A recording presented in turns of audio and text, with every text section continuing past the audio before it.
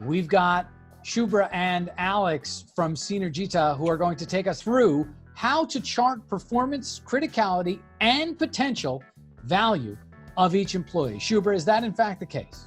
Yes, Seth, you're right. So we will be diving into measuring the potential skill criticality on top of an employee's performance score. This concept is becoming even more important as organizations cannot make the mistake of fraternizing a high performance employee as a high potential employee. It can be a really costly assumption. But the mistake of confusing a high performing employee with a high potential employee happens all the time. Just to give you an example, I'm a part of the sales team, and usually the top performers are promoted to the sales manager position. And while they were killing their sales goal as an individual contributor, they struggle to help their team attain and exceed their numbers.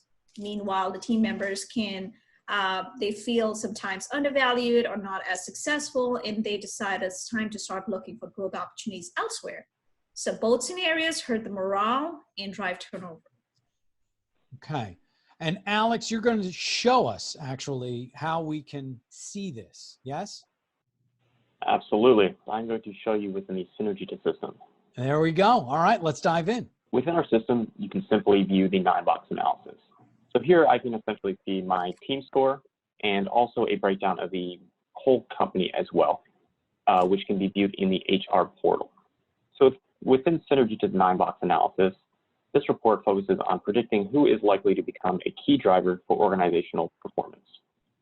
So some of the breakdowns or key traits within these measurements are how self-motivated is the employee, how closely he or she fits the company culture, and things like the thought process in being consistently innovative and looking at constantly improving things.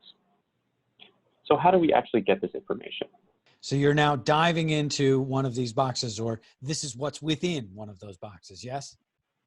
Exactly. So this is going to be the appraisal cycle where the data is essentially given upon each employee. So as you can see here, Tony Paul reached the threshold of a 3.0 within the annual appraisal of 2019 through 2020.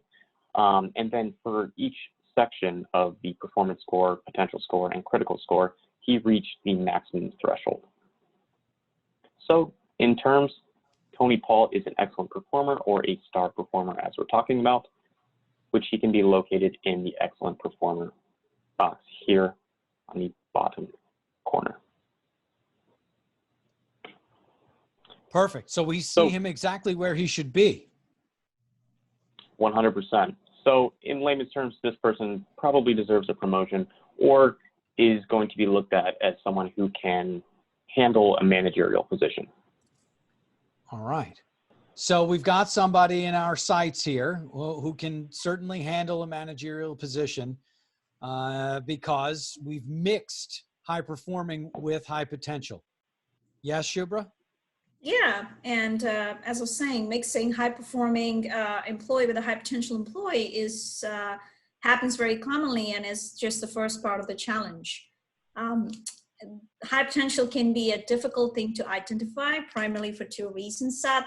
One, high performance is so blindingly easy to observe that it drowns out the less obvious things like attributes and behaviors that can characterize high potential. So your ability to accept change management or your learning capabilities, etc. Performance and potential are not mutually exclusive. As per Wendy Bult, a consultant at Cubics, people always possess a combination of both. So then the key question will always be, who are those employees along with the right balance of performance, potential, and critical skills? And what are the key indicators that guide you to find the excellent or the so-called star potential? So Alex, if you want to reshare your screen, we'll be able to see what Shubhra is getting at here. Shubhra, seeing the 9 boxes in front of us, what kind of documentation backs up what we're seeing here?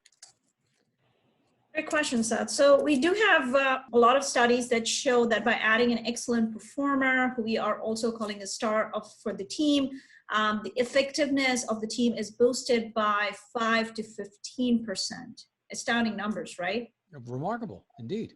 Exactly. So basically you add one person, the right person to your team, and that would really improve your productivity by 5 to 15%. So why do we measure this? Why do we measure high potential? The results of high potential rating helps make the company A, financially stronger, be successful, and then allocate the greater investment in identifying and developing the top talent. Yeah. So we're seeing your methodology here on HiPo. What else is out there? Who else is talking about HiPo programs? Sure.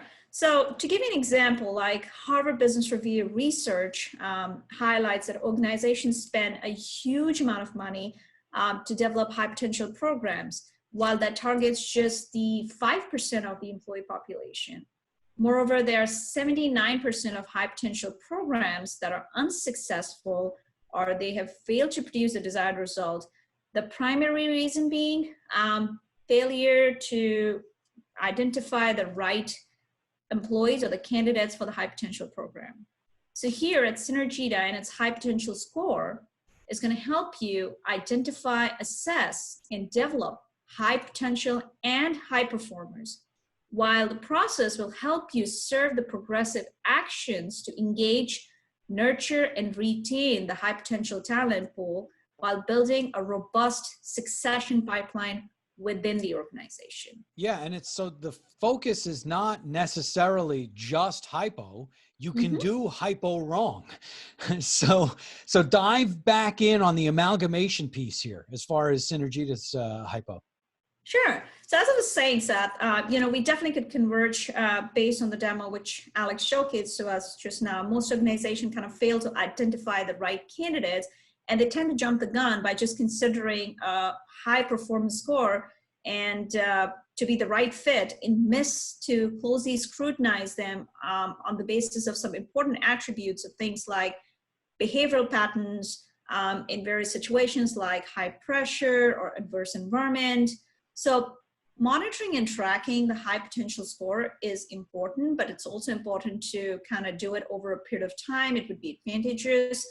Also, as you can see, a high potential candidate is identifying the right candidate. It's definitely the key to the success of a high potential program. So identifying the candidate, essentially the person, that's key. But it seems like the rest of it is the entire rest of the organization as well. Yeah, I mean, the approach of high potential, especially at Synergita, focuses not just on an individual's career success, which is basically how soon him or her can be moved up to new roles, but also the degree of success they will attain once they go up that corporate ladder.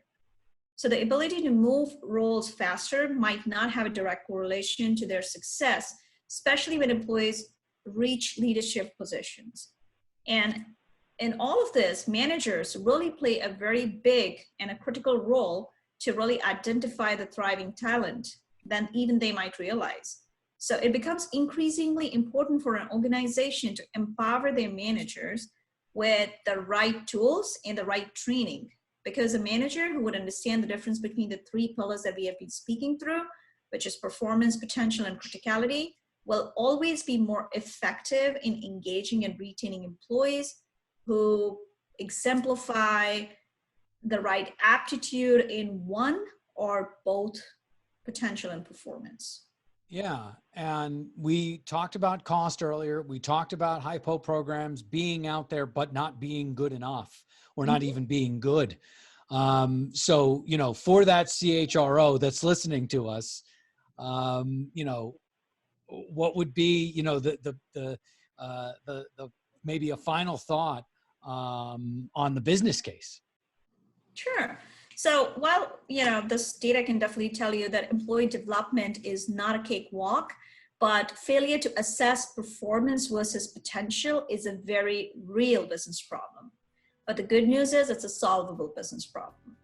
It just simply takes dedication to identify your high potential and high performing employees, assessing their competencies, attributes, putting them to the right path of success. It's definitely time well spent, and I would love to explain more. Look forward to getting in touch. There we go. We can start filling in those 9 boxes at your enterprise. Shubhra, thank you. Alex, thank you. Can't wait for the next time. Thanks, Seth. Thanks, Seth.